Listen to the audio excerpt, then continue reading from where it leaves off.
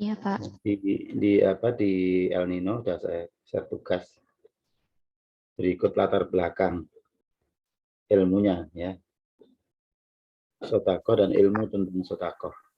Ilmunya disampaikan, terus amaliyahnya kita latihkan. Kemarin sudah saya singgung ya mengenai ini. Belum? Sudah, Pak, yang sodako. Ya, belum, instruksinya belum ya. Ya, belum. Baru ini. Baik. Ya, materi sudah selesai lah kita untuk bab 2.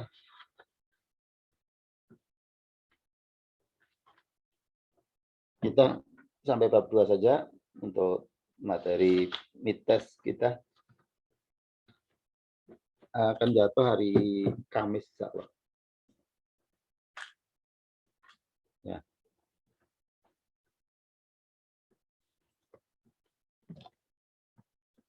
Ya, jadi hari ini kita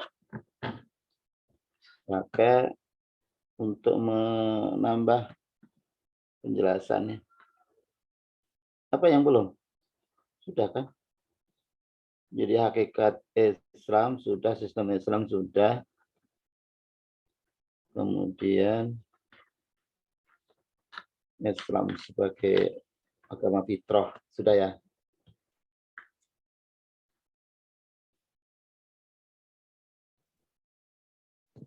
Yang Jadi Islam ya, yang Islam sebagai agama fitrah itu yang dinul Islam itu, Pak.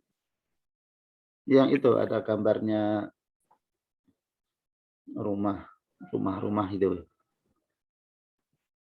Belum.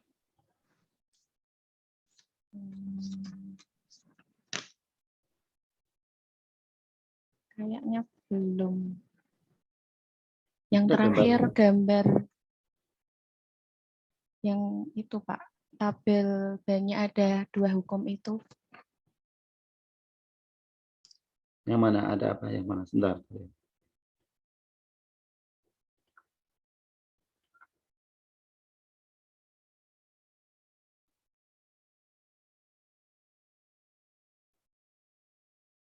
Ya, gambar ada 2 hukum sunatullah kauniyah, kauliyah itu kan, itu hakikat Islam itu. Oh, iya, Pak. Sampai situ. Iya, Di sistem belum ini? belum. Oh. Begitu kita masuk ke sistem aja. Oh, kelas B ya berarti ya. Ini belum nih. Nah, saya dulu. Ini belum nih. Belum, Pak. Oh, lah, kelewatan. Baik, kalau begitu kita masuk ke sini aja ya. Menjelaskan ini karena ini pentingnya. Kemarin baru hakikat sudah, sekarang kita selesaikan sampai sistem. Memang terakhir sistem. Jadi untuk melihat totalitasnya ya, totalitas Islam. Ya. Untuk melihat Islam secara utuh ya. Akhir-akhir ini kita diuji lagi ini. Orang Islam kalau dilokalisir apa namanya wilayah hidupnya ini, kalau kita mulai bicara mengenai politik itu sudah dibilang sebagai teroris ini. Apa saja yang mengancam politik lalu tuduhannya teroris. Akhir-akhir ini ada 3 tokoh Islam yang betul-betul sangat naif dikaitkan dengan teroris, ditangkap dengan tuduhan teroris. Ini satu hal yang memprihatinkan nih. Nah, ini kalau kita bicara, mari kita lihat objektivitasnya ya, biar kita juga tidak ikut-ikutan salah paham pada Islam. Nah, bagaimanapun ya kita harus berpegang kepada ilmu. persoalan kemudian persoalan politik di luar itu ya itu jangan dijadikan pedoman. Kalau namanya politik itu selalu cenderung kebenaran itu menjadi nomor sekian. Yang penting bagaimana mempertahankan kekuasaan. Ya, tapi itu sifatnya sangat sementara sekali. Sangat sementara. Jadi orang ilmuwan itu tidak pernah terperdaya oleh perkembangan yang tidak pasti. Ya, politik itu sangat tidak pasti. Hari ini dia di atas angin, merasa sumber kebenaran, besok bisa dijungkir balik menjadi umpatan banyak orang. Gitu. Jadi ini politik, apalagi politik yang terjadi sekarang ini politik yang berbasis kepada sekularisme, ya, nilai-nilai sekuler, nilai-nilai kehidupan yang pragmatis. Ya.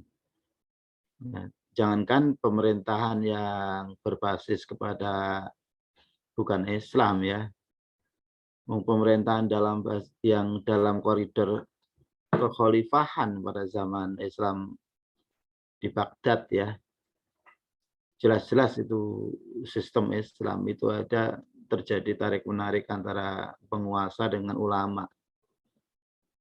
Ya. Ada ulama yang ditangkap, disiksa, di penjara, orang alim gara-gara tidak memenuhi keinginan penguasa. Itu cirinya orang-orang alim, itu orang-orang ilmuwan dalam Islam namanya alim. Itu tidak mau dibeli. Dia akan katakan kebenaran itu karena itu akan disaksikan oleh manusia lintas zaman. Jadi kebenaran itu nanti justru akan ketahuan ketika orang itu sudah meninggal. Jadi inilah cirinya ilmuwan. Jadi kemenangan bukan berarti kemenangan harus kemenangan fisik, tapi kemenangan bagaimana dia konsisten di dalam memegangi sebuah kebenaran. Itulah kemenangan hakiki. Saya ingin tunjukkan objektivitasnya bahwa Islam itu, ya, apakah kemudian orang Islam tidak boleh bicara, orang Islam harus bicara, tidak boleh bicara kekuasaan, tidak boleh membangun kekuasaan. Itu bagian dari kewajiban Islam. Mari kita lihat sekarang. Jadi sistem Islam itu digambarkan oleh Allah untuk memahaminya, dengan dimudahkan oleh Allah untuk memahami. Itu digambarkan. Allah menjelaskannya dengan cara membuat perumpamaan. Ya, perumpamaan atau permisalan. Atau analogi, ya. Oke. Nah, ini digambarkan sebagai sebuah pohon. Ya. Nah, ini dalam surat Ibrahim ayat 24 sampai 26. Itu Allah menggambarkan. Oke, ini ketutup.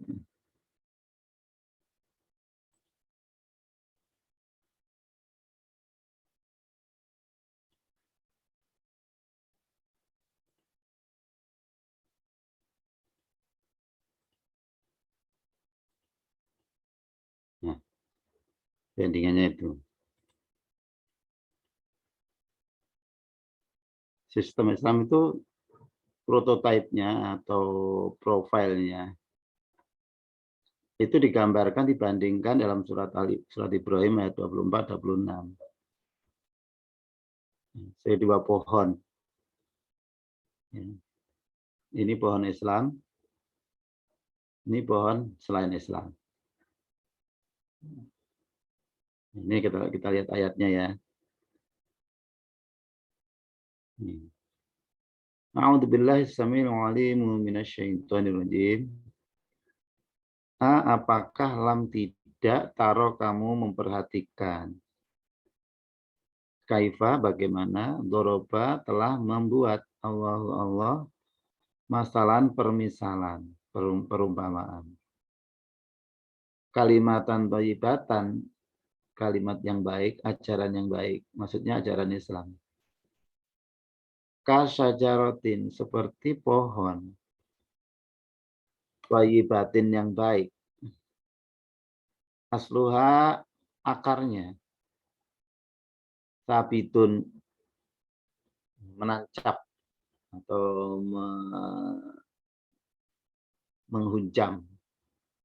Wa far'uha dan cabang-cabangnya. Fis sama di langit. Jadi akarnya mencengkeram bumi, menusuk bumi. Cabang-cabangnya ya di langit. Ini kan besar banget nih. Tu'ti memberikan ukulaha buahnya, kulahinin setiap masa. Tidak ada musiman. Sepanjang waktu, terus-menerus. Kulahinin itu terus-menerus. Bi'idni Rabbiyah dengan izin penciptanya, pengasuhnya, pemeliharanya. Siapa itu Allah?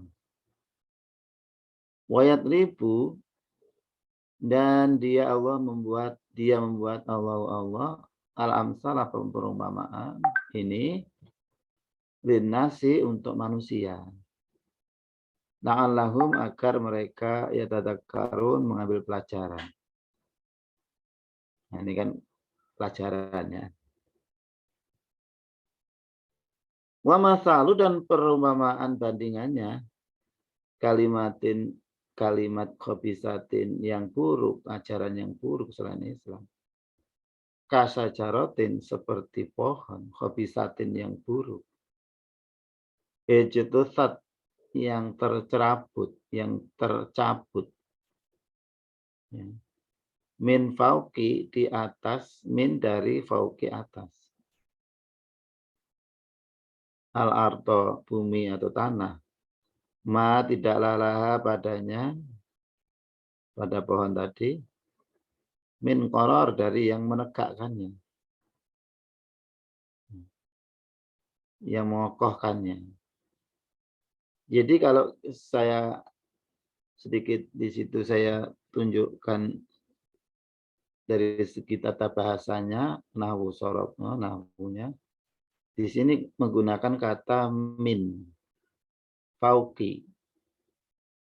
Ada min itu dari harfu jar, fauki majrur. Kamu dengar apa poes, pokoknya rumah ya. Tapi yang menarik di sini, ada penggunaan kata fauqa, ya, yang artinya di atas. Ya, di atas ini fauqa itu tidak sama dengan ala. Ala juga artinya di atas. Ala di atas, fauqa di atas. Tapi penggunaannya beda. Kalau ala itu di atas, tapi dia itu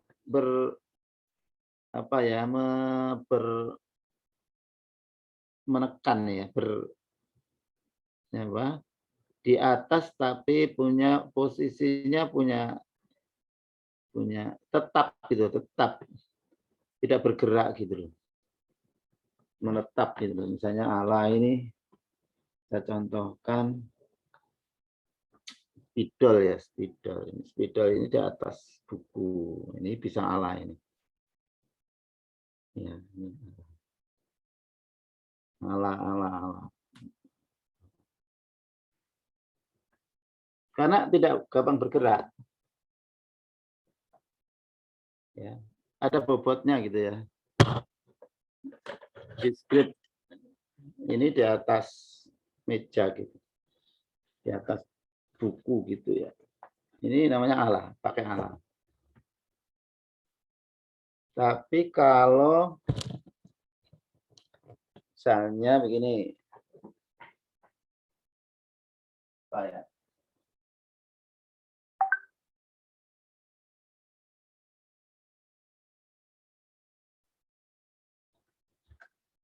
Ini tahu nih, ini apa ini? Sapu tangannya. Sapu tangan. Saya taruh di atas buku.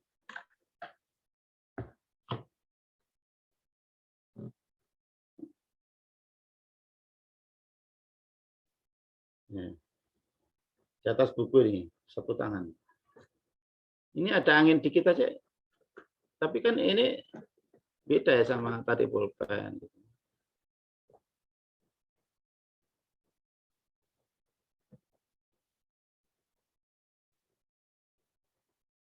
Kena angin dikit aja ini bergerak ini.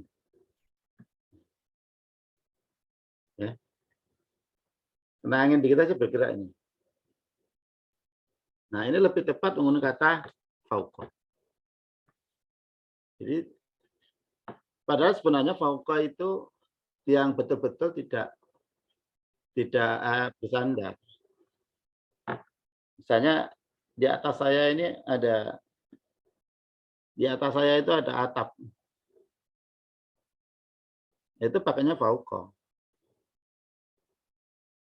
Kalau atap itu jebol lalu menimpa kepala saya itu ala.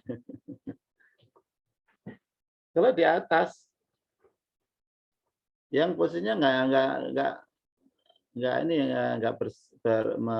menyentuh gitu ya. Itu sebenarnya katanya pakainya fauqa. Asyaqfu fauqi. Asyaqfu fauqi. Atap ini apa namanya? Plafon syaqfun itu atap.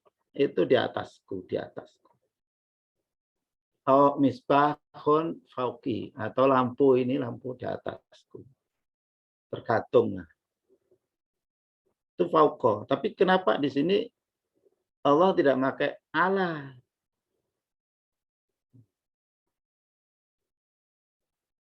Atau alal ardi gitu. Kok enggak istusat alal ardi gitu. Tapi kok min fauqi. Nah, karena menggunakan kata fauqi menunjukkan bahwa pohon itu kecil banget. Karena sudah tercerabut di atas tanah dan itu ringan banget. Kena angin dikit aja ada gerak sana sini gitu. Jadi malah min koror, tidak ada yang bisa menegakkannya. Jadi kecil banget pohon itu.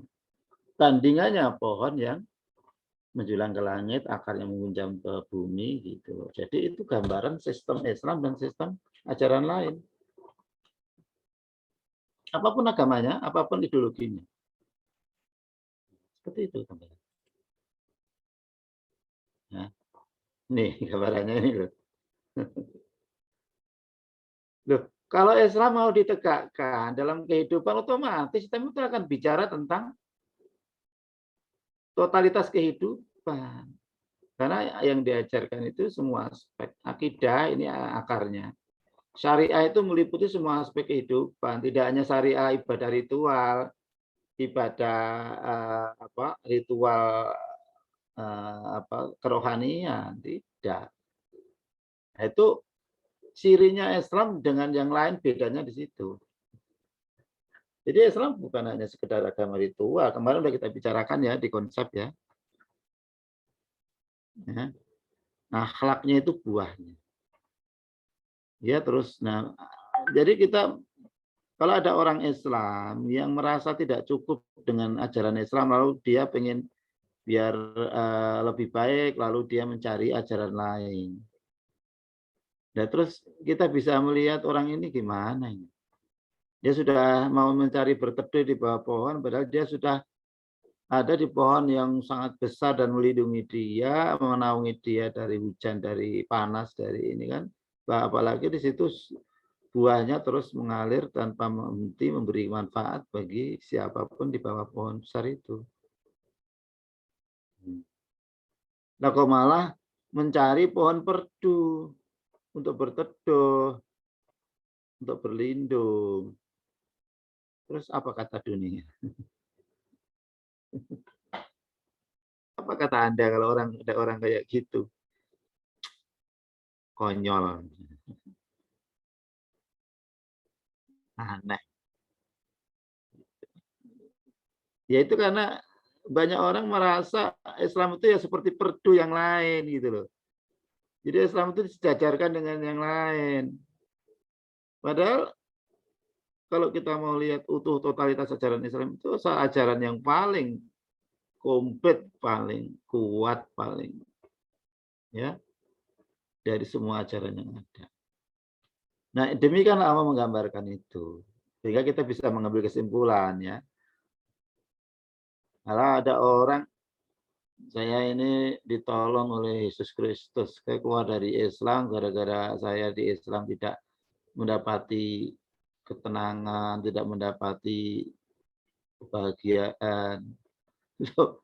Ya hidup jadi orang Islam, tapi ternyata dia nggak menjalankan syariat Islam, dipentingkan bisnis. Nggak, ya dia ngaku dewe, saya nggak mikir Tuhan. Tapi itu dia hidupnya hancur gitu gara-gara meninggalkan Allah, meninggalkan fasilitas ya ajaran Islam, lalu dia kemudian menyalahkan Islamnya, lalu dia cari agama lain. Terus dia merasa tentram di situ. Oh, gimana? Jadi orang mencari ketentraman di bawah pohon yang sangat menyejukkan, mencari pohon yang tidak mungkin bisa memberi kesejukan, pohon perdu. Gitu. Ini cara menggambarkan antara sistem Islam, sistem yang buat perumpamaan ini Allah, dan hanya orang-orang yang mau berpikirlah yang bisa memahami hal ini. Nah, ini ya gambarannya seperti itu. Buahnya mengalir. Nah, pokoknya saya hanya nyari ya performan bentuk prototipe pohonnya ini menggambarkan apa yang dalam Al-Qur'an ya, walaupun tidak mewakili jauh. Ya. Buahnya kan buah memberikan manfaat yang paling banyak. Apa buah yang paling dipuji-puji Al-Qur'an itu buah apa?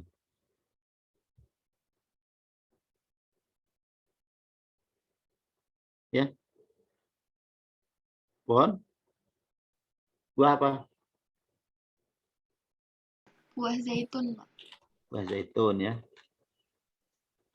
Tapi sorry ya, ini bukan pohon zaitun ya. Jadi ini bukan pohon zaitun. Jangan mikir ini zaitun, pohonnya pohon itu. Enggak, ini pohon mangga.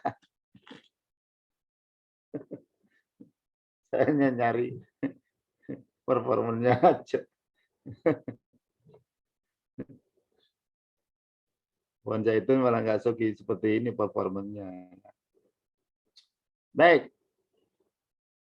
Pada kesempatan lain, Allah menggambarkan sistem Islam dan sistem yang lain itu dengan menggambarkan bangunan yang kokoh, bangunan yang besar. Nah, kalau saya ilustrasi tentang bangunan Islam itu, saya hanya gambar seadanya saja lah. Artinya ini juga tidak mewakili narasinya ya, karena yang dimaksud bangunan itu gambarnya bangunan yang fondasinya ini adalah syahadatain dan rukun Islam, rukun iman, fondasi. Bangunan itu membutuhkan fondasi yang kokoh. Fondasi menjadi basic dari bangunan di atasnya. Ya, jadi kalau bangunan kokoh besar ya berarti fondasinya sangat kuat. Ya tidak, kalau tadi pohon ya mencengkeram bumi, kalau ini fondasinya itu tidak terguncang oleh goncangan gempa apapun. Pokoknya bangunannya kuat. Kemudian bangunannya, fasilitas bangunannya, ya itu ya kalau begitu fasilitas hidup untuk memenuhi kebutuhan manusia. Ruang-ruangnya adalah ruang-ruang yang sudah komplit, semua ruang kebutuhan manusia sudah ada rumahnya, ruangnya. Jadi manusia masuk dalam rumah Islam ini, dia tidak perlu lagi keluar mencari kebutuhannya. Sebab Allah telah sediakan fasilitas itu sampai hari kiamat, itu akan sediakan akan ada fasilitas yang dibutuhkan manusia. Ya, sudah kokoh fondasinya, indah bangunannya, ruang-ruangnya semua sudah disetting sedemikian rupa untuk memenuhi kebutuhan fitrah seluruh manusia. Baik lahir, batinnya, akalnya, fisiknya, ya individu, keluarga, masyarakatnya, sistem peradaban dunianya sudah ada coupling-couplingnya. Ya, tidak perlu manusia itu kemudian harus membuat ruang lagi, tidak. Ya. Apalagi harus keluar mencari kebutuhannya. Justru ketika dia keluar dari rumah yang sempurna ini, dia mendapati rumah yang gubuk-gubuk, rumah yang ya tipologinya RSSSSSS. Apa itu RSSSS? Rumah sangat sederhana, sangat sempit sekali, susah selonjor. Apa itu? Rumah sempit, ya otomatis kan rumah kalau sempit itu penghuninya manusia yang besar itu sesak. Ya, manusia itu diciptakan dengan kapasitas intelektual yang besar, kebutuhannya dan sebagainya itu sangat begitu kompleksnya, tapi yang terjadi rumah-rumah yang ditawarkan itu rumah-rumah RSSS. Sementara Islam sendiri rumah mewah, rumah paling besar di dunia ini, yang memang seluruh manusia akan mendapatkan fasilitas itu. Dindingnya terbuat dari timah hitam. Itu ada kata marsus. Innallaha yuhibbul ladzina yuqatiluna fi sabilihi shaffan ka'annahum bunyanun marsus. Seperti bangunan yang terbuat dari marsus. Marsus itu terbuat dari timah hitam. Subhanallah. Al-Quran sudah menyebut timah hitam dalam surat As-Saff ayat 4. Mari kita coba pahami ya, kenapa kok Allah memilih kata marsus yang artinya timah hitam. Jadi dinding-dindingnya terbuat dari timah hitam. Ya. Itu diungkapkan 14 abad yang lalu loh. Teknologi belum ada, teknologi. Tapi Al-Quran sudah bicara timah hitam. Dan menyangkut bangunan, coba kita cari logikanya gimana ya. Kok sampai, kenapa kok tidak baja, tidak yang lain, kok disebut timah hitam? Ya. Ada yang pernah belajar apa itu? Deret atom itu ya. Deret apa kan? Deret atom.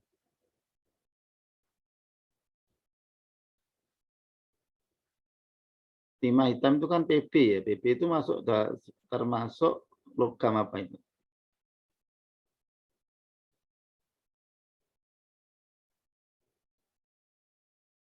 Ada yang pernah belajar IPA kan?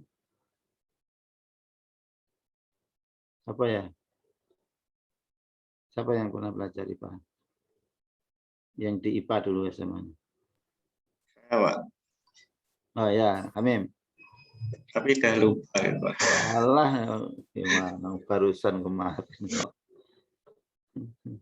Coba dibuka itu. Logam berat, Pak. Logam berat ya. Logam berat. Artinya itu termasuk logam berat. Apa saja yang di situ ada logam berat, Mas? Deretnya.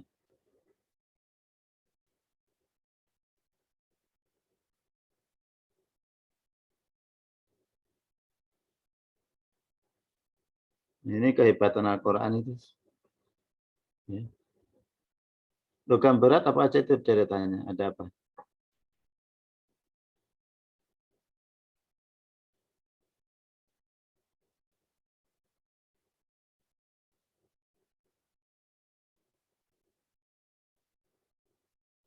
Ya.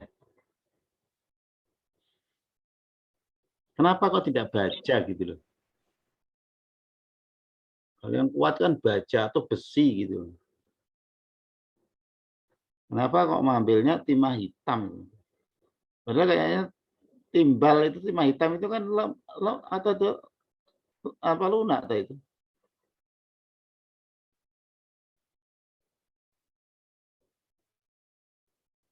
Kenapa Allah memilih timah hitam gitu loh? Ini yang menarik nih. Dindingnya terbuat dari timah hitam.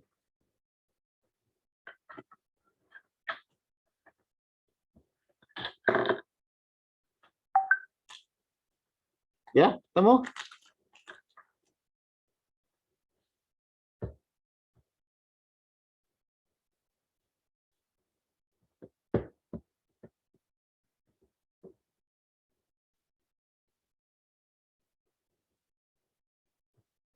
Apa namanya, di situ ada kaitannya dengan rapat ya. Seperti terbuat seperti bangunan terbuat dari timah hitam. Apa yang atau mungkin perlu kegunaannya itu apa? Untuk apa teknologi dalam konteks teknologi sekarang itu kegunaan timah hitam itu untuk apa saja?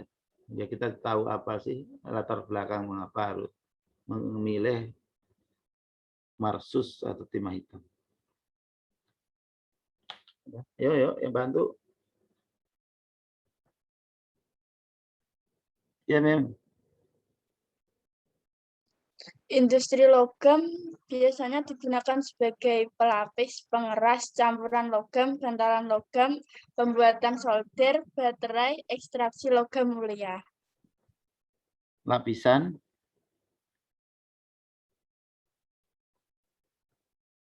Pelapis, pengeras, campuran logam.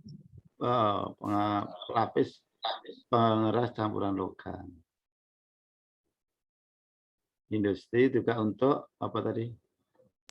Pembuatan solder, Solder, keramik. keramik bisa ya? Ya. Selang minyak, karet. Ya.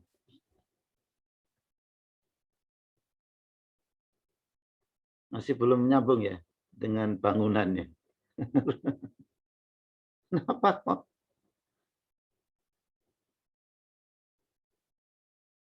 Kira-kira apa itu relevansinya kok? Ya nggak mungkin soal salah tuh loh. Nggak mungkin lah.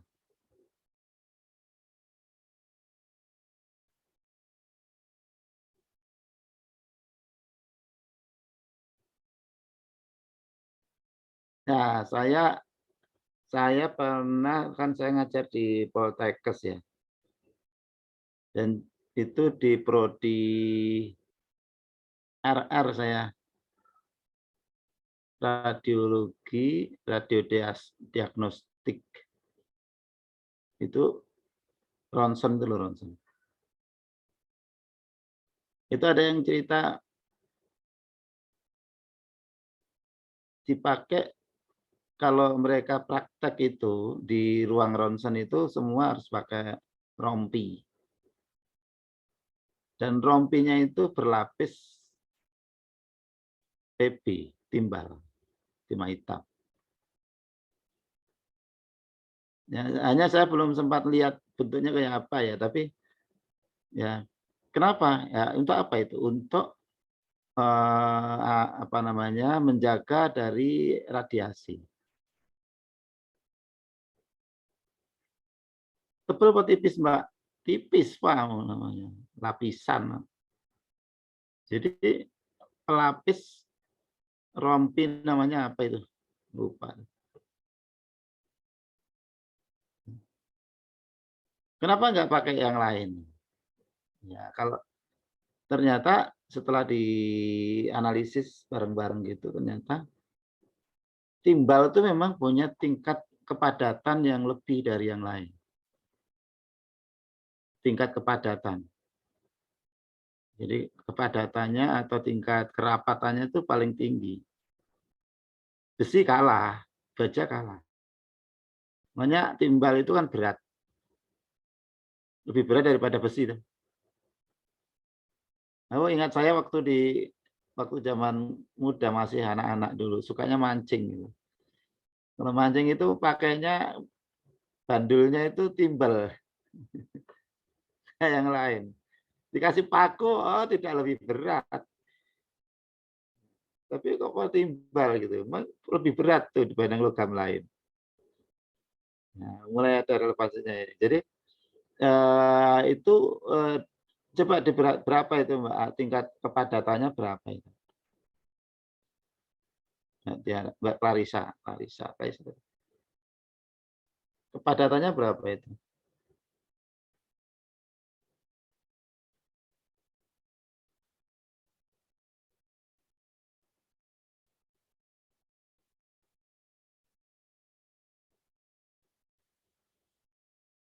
Ya, temu. Tingkat kepadatannya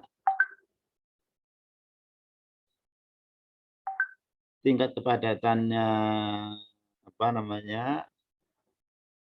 Timbal itu berapa? Dibanding dengan baja atau besi.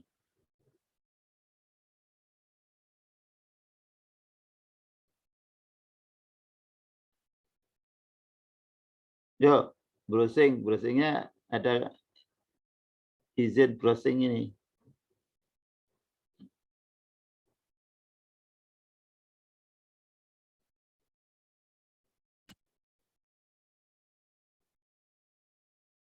Ya, semua ketemu?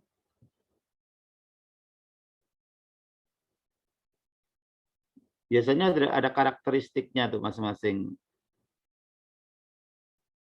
Apa, Mbak? Udah ketemu?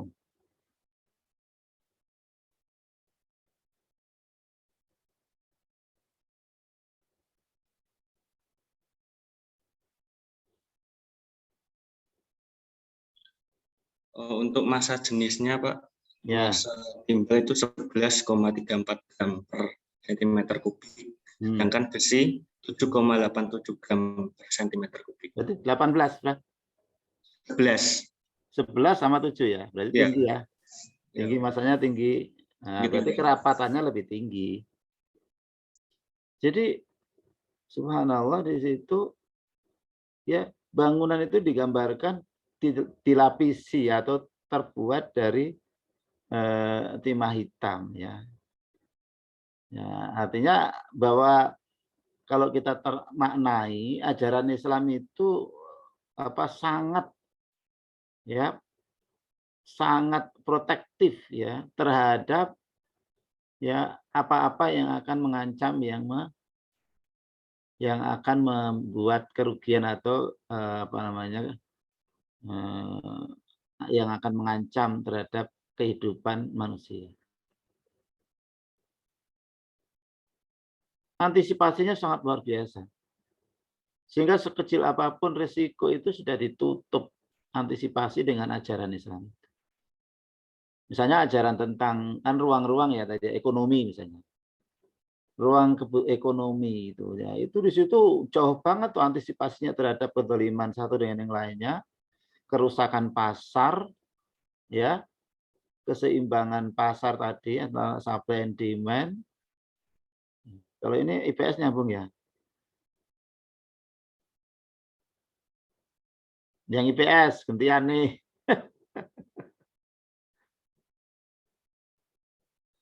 Yang IPS.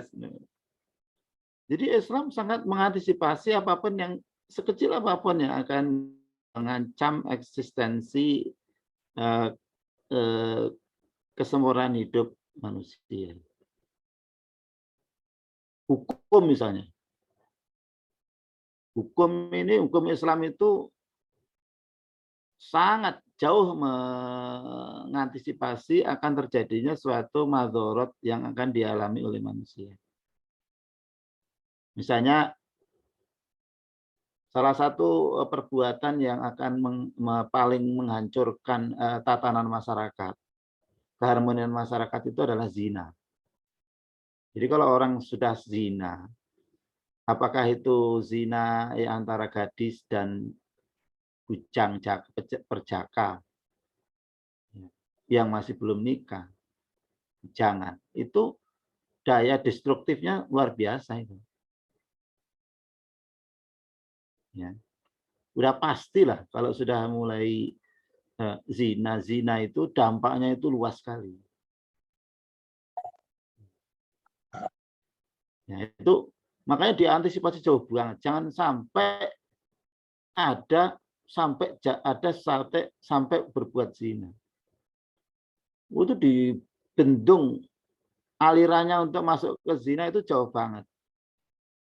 Pertama, yang laki perempuan tutup aurat. Perempuan yang menjadi daya tarik, daya perangsang yang paling kuat kan perempuan. Perempuan itu diciptakan sama dengan keindahan. Hei wanita, Anda itu sama dengan perhiasan.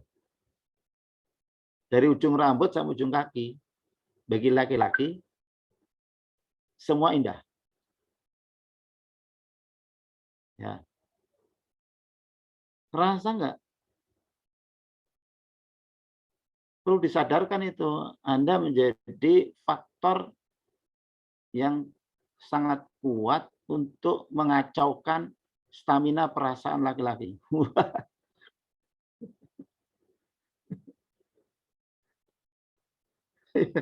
Jadi kalau Anda di jalan itu Anda menjadi ya sangat mempengaruhi terhadap emosi para laki-laki di jalan.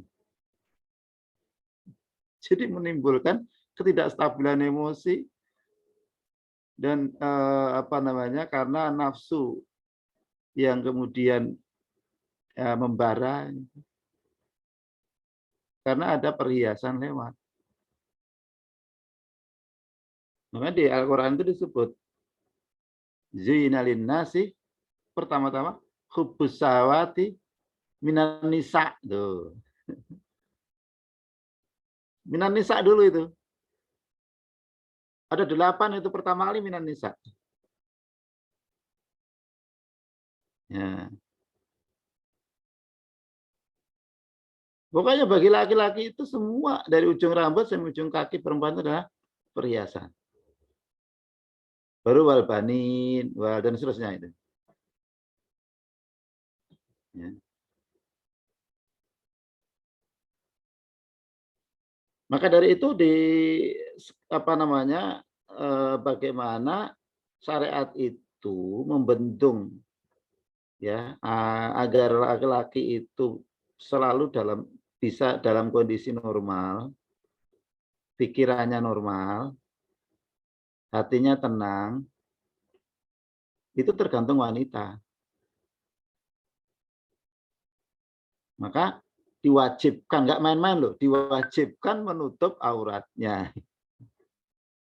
Kecuali wajah dan tangan. Gitu. Itu dalam rangka apa? Dalam rangka untuk menciptakan kestabilan langkah-langkah pikiran atau keputusan laki-laki. Dan kalau laki-laki itu emosinya terkendali, maka otaknya itu cerdas. Laki-laki diciptakan sebagai pemimpin, pengatur, pengendali, itu sangat dipengaruhi oleh kecerdasan otaknya, rasionalitasnya. Mimpin harus pakai rasionalitas ya. Nah, kalau pakai perasaan mimpin udahlah kacau. Perempuan kenapa enggak jadi pemimpin? Karena perempuan itu lebih cenderung merespon dengan perasaan, sehingga kadang berlebihan. Kalau laki-laki pakai rasionalitas, semua masih dalam posisi posisi rasional, artinya proporsional. Ya, maka dari itu kecerdasan laki-laki tergantung wanita-wanitanya.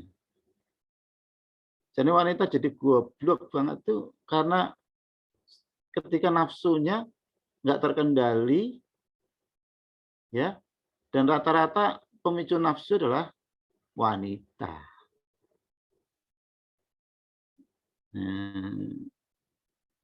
Kalau direktur atau manajer itu tergantung sekretarisnya. Sekretarisnya ya mengacak-acak perasaannya direktur, pasti riskan di keluarganya. Jadi kadang direktur bisa goblok banget. Ada seorang majikan kaya, pinter, istrinya cantik. Senang sama pembantunya sampai hamil. Goblok kayak gitu. Ketika dia sedang terbawa nafsu, rasionalitas juga jalan. Mudah. Tapi begitu nafsunya kembali ke normal, baru nyeselnya dengan goblok mun aku tuh, mesti pegang kepalanya itu. Jadi ini satu ya, Islam itu punya daya apa namanya, tameng perisai yang sangat kuat terhadap penghuni yang di dalamnya. Belum tambah lagi dengan masih suruh menutup auratnya, masih disuruh laki-laki tunduklah pandanganmu, jagalah pandanganmu, masih gitu loh. Bagi perempuan, laki-laki itu nggak merangsang, Mas.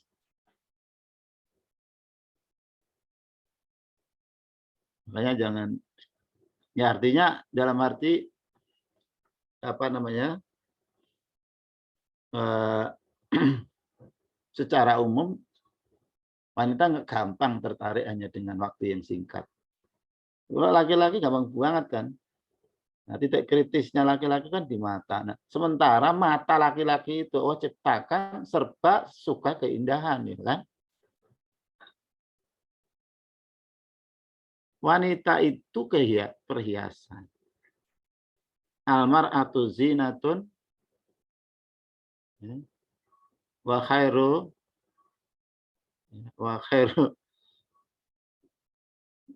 ya itu apa namanya, ad-dunya zinatun wa khairu mata'iha mar'atus salihah. Dunia itu perhiasan, dan sebaik-baik perhiasan adalah wanita yang solihah gitu ya. Tapi secara umum wanita itu sudah disebut sebagai perhiasan. Makanya sebelum wanita itu efek sinyalnya itu berefek negatif, artinya belum menjadi istri, belum punya suami, efeknya itu negatif. Jadi perhiasanmu itu, dandanan wanita yang norak itu, kalau dia belum nikah, ya itu efek negatif, berefek negatif. Maka harus jaga bagi laki-laki yang belum nikah.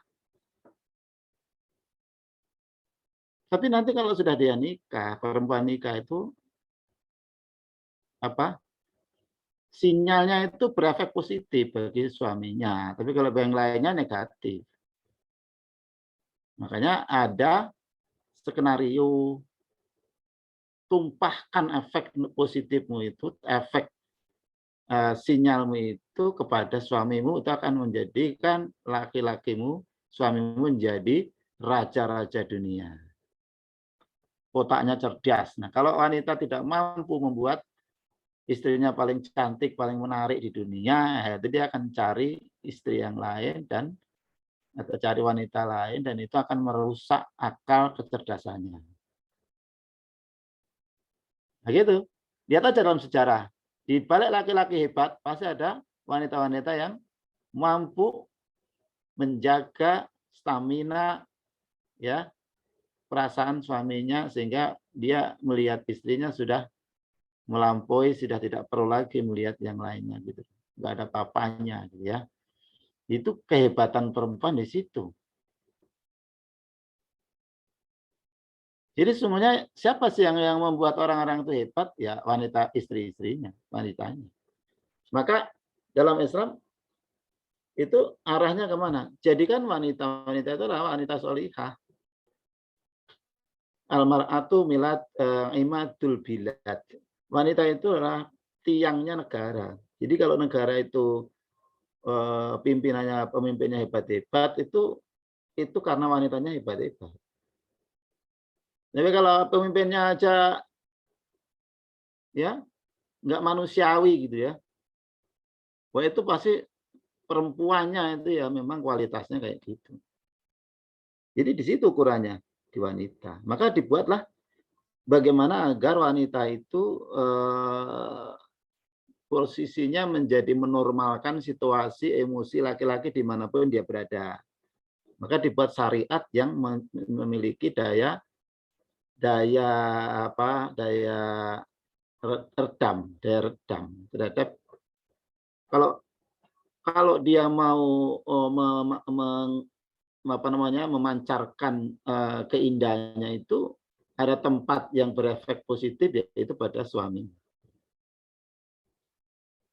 Begitu. Itu adalah masalah keluarga. Kalau udah suami keluarga itu sakinah, nah karena kan sakinah ya. Sakinah itu kan tenang. Tenang itu terletak di istri, bukan di suami. Makanya syariat bagi perempuan itu ya itu justru yang didahulukan. Laki-laki ya untuk menundukkan pandangan.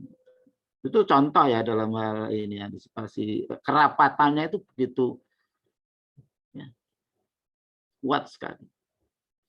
Ya, dalam dunia pasar tadi ya Rasulullah itu melarang orang itu membeli barang yang komoditi yang masih di jalan atau masih di rumah atau masih di sawah atau masih di industri ya ditahan dibeli langsung gitu. Lalu dia yang memainkan pasar itu kan merusak keseimbangan pasar. Pasarnya tidak pasar objektif, tapi pasar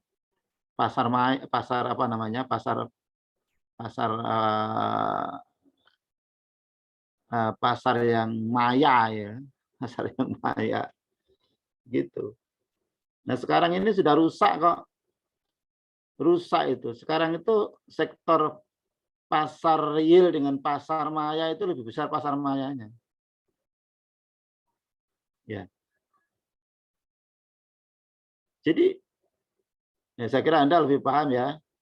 Sekarang peredaran uang dalam dunia di sektor real dengan uang yang ada dalam bentuk saham, dalam bentuk obligasi, dalam bentuk itu lebih besar itunya daripada yang mencerminkan realitas pasar.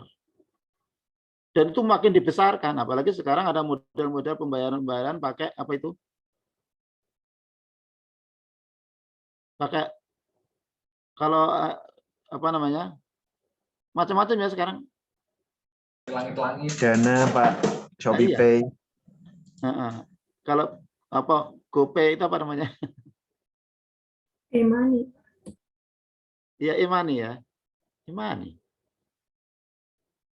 Sehingga bisa jadi ya keuangan yang ada di pasar saham itu berlipat ganda dengan apa namanya peredaran barang yang sampai ke masyarakat, sehingga yang di masyarakat itu nggak ada apa-apanya, uang itu ada di pasar saham, dan saham itu kadang-kadang tidak mencirikan perusahaan realnya karena semuanya main judi.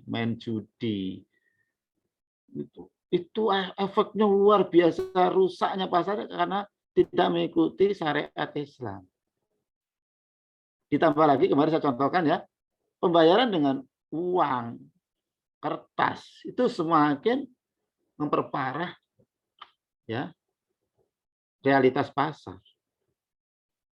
Kalau dalam Islam kan harus pakai barter. Barter itu harus barang dengan barang. Kalau Anda menukar satu durian montong dengan dua durian montong yang sama, ya itu kan riba. Riba ini, bentuk riba itu kan akan merusak realitas. Barter kok. Barter yang setara. Yang satu rugi dong. Nah, kecuali satu durian montong dengan 10 sawo gitu ya, misalnya itu setara. Nilai barangnya beda. Makanya dalam Islam itu diharamkan membayar dengan uang kertas yang bisa dibikin permainan merugikan orang lain dengan permainan maya, permainan yang tidak ada semacam spekulasi, bahkan perjudian. Ya kan? Ini luar biasa hebatnya.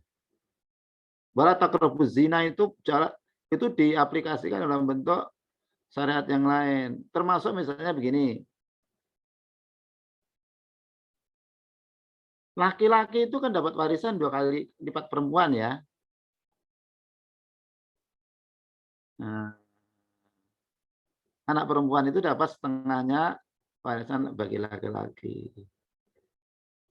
Itu sebenarnya antisipasi, jangan sampai nanti ya pada tahap berikutnya laki-laki nanti menjadi kesulitan di dalam mengendalikan keluarga. Ya. Karena dia modalnya tidak cukup. Sebagai pemimpin itu ya derajatnya lebih tinggi dari perempuan, sehingga perempuan mengakui kelebihan laki-laki lalu dia taat. Itu karena laki-laki itu dia memberi nafkah. Nah, nafkah dia sembodo memberi nafkah, mampu memberi nafkah. Sedangkan nafkah itu berat loh. Satu keluarga itu kan tidak hanya menafkahi istri. Jadi laki-laki itu menafkahi anak, istri. Ya. Nah, jadi semuanya, bahkan sampai kalau Anda nikah itu harus menyiapkan pakaian istri, calon istri Anda itu harus disiapkan itu. Itu kewajibanmu itu laki-laki. Jadi ibaratnya kamu diambil dari bapaknya si perempuan itu dalam keadaan tidak berbaju, tidak berpakaian. Kamu bawakan pakaian, lalu kamu bawa ke rumahmu menjadi istrimu gitu loh. Ekstrimnya begitu. Kewajiban pakaian itu loh. Nah, perkara kemudian pakaiannya yang dibawa itu pakaian sebelum jadi istrimu itu kan itu sunnah sifatnya. Mau pakaian waktu zaman kuliah, itu kan pakaian-pakaian.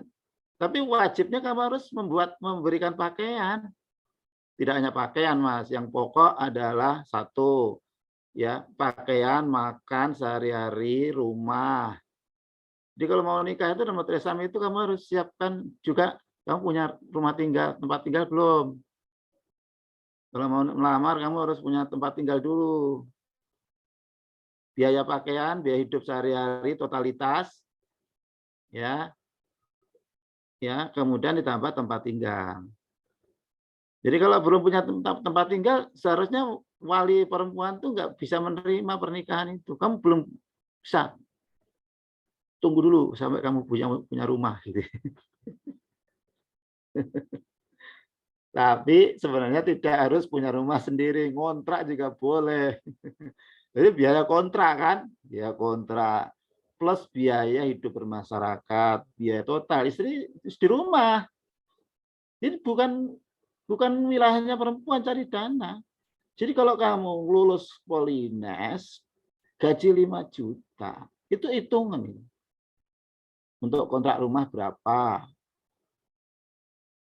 Coba. Untuk makan sehari-hari 3 bulan berapa? 3 bulan dulu. Pakaian, ya, listrik, terus iuran tetangga, PKK, macam-macam itu berapa itu? Itu loh. Itu dalam Islam wajibnya gitu. Maka diantisipasi oleh syariat, dia dapat 2 kali lipat perempuan. Nah, orang nggak paham ini kan akhirnya, wah, nggak adil Islam itu. Loh, nanti untuk tugas selanjutnya dia harus mendapatkan persiapan. Gitu, sudah 2 kali lipat warisan aja masih kurang. Ya, karena wanita itu kan ya semuanya milik sendiri. Dapat mahar, maka laki-laki kan diperintahkan, maka terbaik adalah siapa yang paling banyak maharnya. Seperangkat alat ibadah, pirowi. Itu hanya sebagai simbolisasi, tapi harusnya laki-laki berpikirnya saya akan memberikan mahar paling banyak, sebanyak-banyaknya saya siapkan untuk perempuan. Bukan untuk acara pernikahannya, bukan untuk mahar. Kalau dapat mahar wanita itu masuk rekening pribadi. Dapat warisan, rekening pribadi. Dapat kelebihan dari sisi belanja sebulan, kasihkan suami dalam buat kamu deh. Masuk rekening pribadi. Jualan online di rumah, masuk rekening pribadi. Laki-laki, rekening keluarga, coba.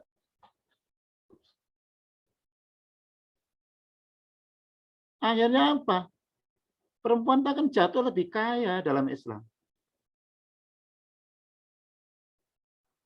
Nah, saya ini walaupun gajinya lebih besar saya, tapi akhir bulan saya defisit, jadi saya tambah investasinya. Iya, tapi nggak pernah saya tanya berapa dek, berapa rekening si saldonya berapa? Oh enggak, itu enggak sopan. Itu privasinya istri. Nyuri-nyuri berapa saldonya enggak boleh. Yang boleh adalah mengajukan pinjaman ke istri. Kalau enggak cukup, pinjam. Kalau pinjam, hukumnya hukum transaksi pinjam meminjam. Kapan kembalinya? Harus catat. Dan sportif. Ya, itu menghargai hak wanita. Ya, kalau yang kedua, ya, istri boleh sedekah pada suaminya. Mensedekoi. Jadi hanya 2 cara. 1, meminjami, 2, mensedekoi. Coba. Dan itu membuat wanita tenang. Dan tidak menjadikan suami merasa pada suatu ketika jadi dilema atau menghadapi kedurhakaan istri karena merasa dia berjasa. Maka kalau pinjam kan akan kembali. Kalau sedekah kan untuk diri sendiri. Jadi tidak bagi tugas. Dah, nafkahnya kamu yang bayari anak-anak, saya yang bayari yang bayari kuliah, aku yang bayari kehidupan sehari-hari. Nggak boleh. Semuanya wajiban laki-laki itu. Kecuali dia memberi, istri memberi, itu namanya sedekah. Nah, boleh nggak suami mempengaruhi istri agar mensedekahi dirinya? Boleh.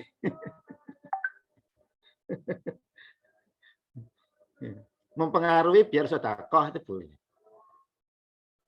Disedekahi gitu ya. Ya. Tapi ya tidak meminta-minta gitu ya. Seperti itu. Maka diantisipasi jauh banget oleh Islam.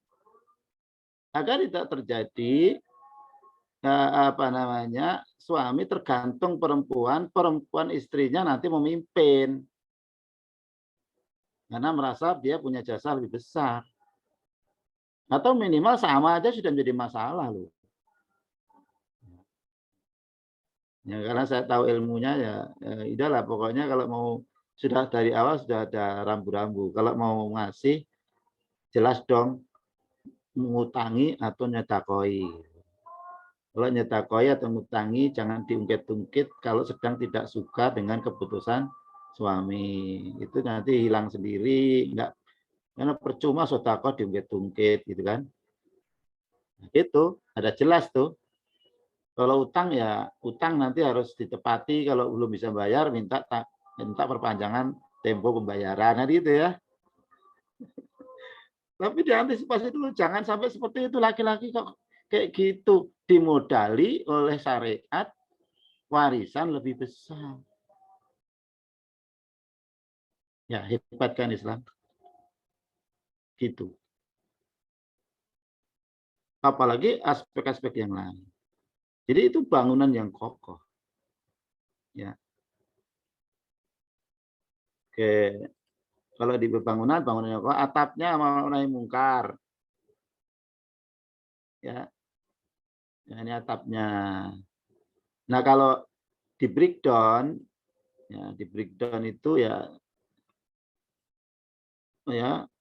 kompletnya Islam itu ya, ini musfah namanya. Jadi apapun itu sudah diatur oleh Islam. Ya, kalau ini digambarkan sebagai pohon, ya ini akarnya, akidah, syahadatan, rukun iman. Kemudian syariahnya ini batangnya.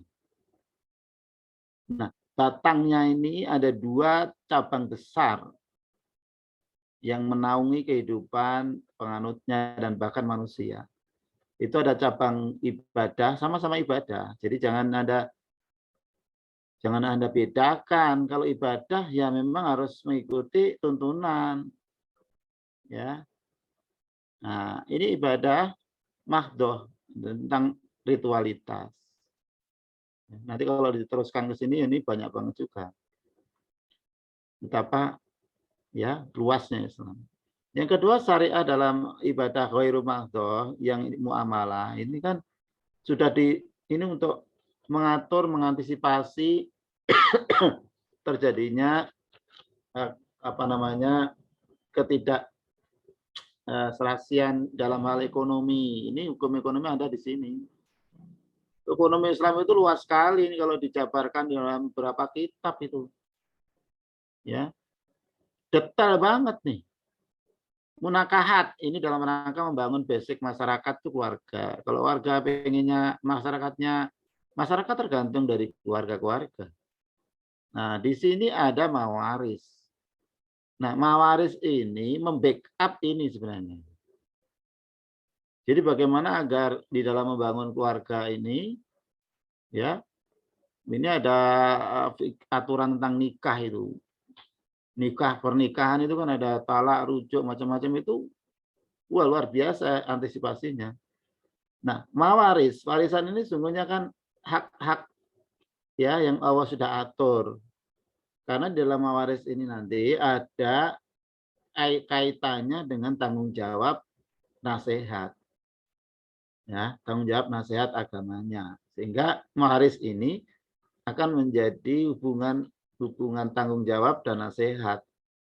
Jadi kalau menjaga keluarganya itu harus ada ikatan memberi dan menerima. Jadi saling mewarisi itu adalah ikatan sangat kuat. Ya. Jadi kalau mendapatkan warisan itu berarti punya tanggung jawab, kewajiban untuk memberikan bantuan ketika hidup. Jadi kalau paman punya ponakan sudah saatnya nikah, ya belum ada nafkah, ya belum cukup, pamannya kaya, terus ponakannya itu bergelimang dosa, matanya nggak bisa dijaga, banyak berbuat maksiat karena nggak bisa menjaga pandangan, nggak bisa menjaga nafsunya, ya sudah saatnya nikah. Dan bisa sembuhnya paling hebat adalah dengan nikah. Kalau mau nikah, dia nggak punya modal, nggak cukup, menunda-nunda nikah sementara nggak mampu menahan nafsunya. Paman yang kalau ponakannya ini meninggal nantinya punya warisan, bisa dapat warisan dari ponakannya. Itu punya kewajiban. Pamannya dosa kalau akhirnya ponakannya terjerembab dalam perbuatan dosa akibat dari ekonomi yang harusnya bisa nikah, kok belum bisa nikah, pamannya punya kemampuan membantu, nggak membantu. Ya. Padahal ada ikatan saling mewarisi. Nah, pamannya ini dosa nanti. tuh ponakanmu itu masuk neraka deh, misalnya neraka. Kenapa dia masuk neraka? Karena apa namanya tidak nafsu, nggak bisa menjaga nafsu. Kenapa nggak nikah lah? Karena belum punya modal gitu. Tuh ponakanmu masuk neraka gara-gara ya dia ya nggak nikah sementara kamu punya tanggung jawab pada dia, dan kalau dia punya warisan tuh dia bisa mewarisi Anda, tanggung jawab mana? Pamannya ikut dibawa ke pengadilan, keseret ke neraka gara-gara dia bisa menyelamatkan tanggung jawabnya kepada ponakan, ya dibiarkan. Ku anfusakum wa ahlikum naro, jaga diri dan keluargamu dari api neraka. Dia masuk neraka gara-gara nafsunya gara-gara menunda nikah. Menunda nikah karena nggak punya uang, nggak punya pekerjaan, kamu nggak mau bantu. Nah, gitu sampai segitunya. Nah, jangan sampai kemudian saling melanggar hak waris. Itu loh, karena ini ada hubungan tanggung jawab dan kewajiban dan hak dan kewajiban antar keluarga. Sekaligus itu keluarga itu ya lingkaran ahli waris itu. Sehingga kuat. Gitu loh. Makanya kalau punya rumah, nanti upayakan rumah itu bisa untuk nginep saudara ahli waris itu. Ya, sehingga di situ ada proses nasihati, ngerti perkembangan agamanya, perkembangan akhlaknya gimana. Maka ya kalau biar tahu yang nginep. Kalau nggak nginep nggak ngerti apa adanya. Wong ibu nggak bisa nginep kok. Bapak nggak bisa nginep di rumahnya hanya RSSSS gitu ya. Ya, berpikir mulai sekarang rumah itu harus rumah yang bisa untuk transit keluarga-keluarga kerabatnya. Jadi kalau mau apa-apa di situ bisa tahu keadaan sebenarnya gitu. Jadi rumah itu rumah besar, kamarnya banyak gitu ya. Biar kalau keluarga mau ke situ ada tempat, nggak harus di hotel, di rumah. Di situ ada saling menasihati, ngerti sholat piye, ngerti ibadah gimana, saling menasihati. Gitu. Kalau hanya nggak bisa nginep sehari Pak, bisa sandiwara nih anaknya, pura-pura sholatnya khusyuk. Ibu pulang ternyata dia puas, anakku khusyuk sholatnya padahal jarang sholat. Alhamdulillah minta. Ini hubungannya erat ini. Nah, al-qanun khilafah ini menyangkut tata negara, ini hukum tata negara. Jadi kalau Islam ingin menerapkan hukum membangun negara itu ya jangan disalahkan, itu sifat Islam begitu kok. Gitu loh. Jinayat, hukum pidana, ini kewajiban yang harus dijalankan oleh publik. Kalau orang Islam tidak mau mendukung berlakunya hukum kepemimpinan Islam, hukum publik Islam, hukum perdamaian dan perang dalam Islam, ya ikut dosa. Se-Indonesia ikut dosa kalau tidak ada yang berpikir bagaimana menerapkan Islam di dalam membangun, menata kehidupan berbangsa dan bernegara. Semuanya mikirnya hanya keislaman pribadi. Di akhirat, ya semuanya kena dosa. Nah ini syariat Islam mau ditegakkan. Itu ya. Nah ini ya mudah-mudahan. Kalau akhlak ini sebenarnya hanya menjelaskan tentang hubungan-hubungan keeratan, tapi pelaksanaannya ada di semua ini. Implementasinya ada di ekonomi, di pernikahan, ini semuanya adalah harus menciptakan hubungan baik dengan Allah, dengan makhluk, sesama manusia, non-manusia, itu diterapkan akhlaknya di dalam semua aktivitas ini semuanya. Termasuk di sini ya. Saya kira sampai di sini, mari kita segera cukup. Terima kasih.